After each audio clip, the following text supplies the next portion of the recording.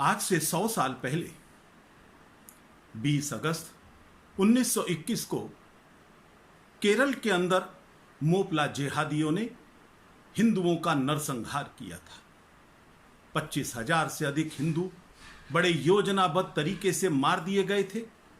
हजारों महिलाओं का शीलभंग किया था।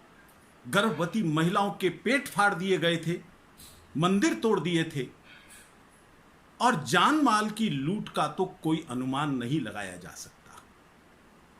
यह भारत का दुर्भाग्य है कि उन मोपला जेहादियों में से 387 लोगों के नाम भारत के स्वतंत्रता सेनानियों में शामिल थे।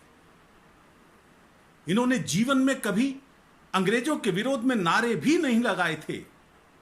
केवल अल्लाह अकबर का नारा लगाकर हिंदुओं का नरसंहार किया था और मुस्लिम तुष्टीकरण के कारण आजादी के बाद इनके नाम स्वतंत्रता सेनानियों की सूची में शामिल कर दिए गए थे।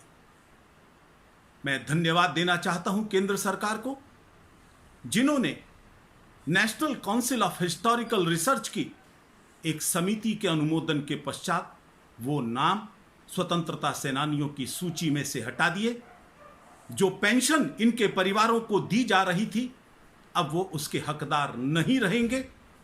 लेकिन इसका विरोध कांग्रेस ने, सीपीएम ने और वो मुस्लिम लीग जिसने भारत का विभाजन करवाया था, जिसने मोपला के दंगे करवाए थे, डायरेक्ट एक्शन जिनकी अपील पर हुआ था, उस मुस्लिम लीग ने भी किया।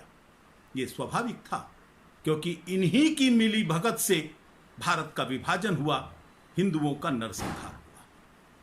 लेकिन एक षड्यंत्र आजादी के बाद भी तुष्टीकरण का खेल इस सीमा तक चला गया कि हिंदुओं के हत्यारों को सम्मानित किया जाने लगा और जो राष्ट्रभक्त थे उनको अपमानित।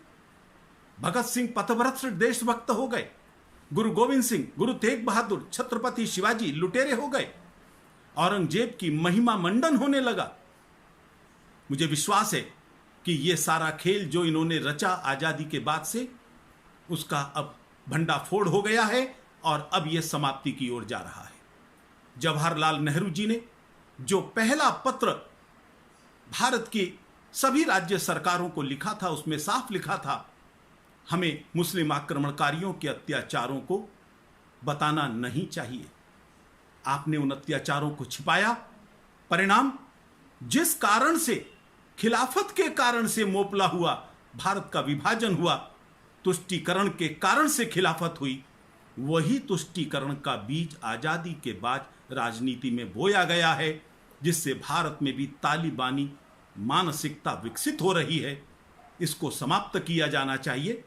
हमारी केंद्र सरकार से अपील है, ऐसे जितने भी नाम हैं उन सबको उस लिस्ट में से निकालकर सही इतिहास क्या है ये सामने लाना चाहिए।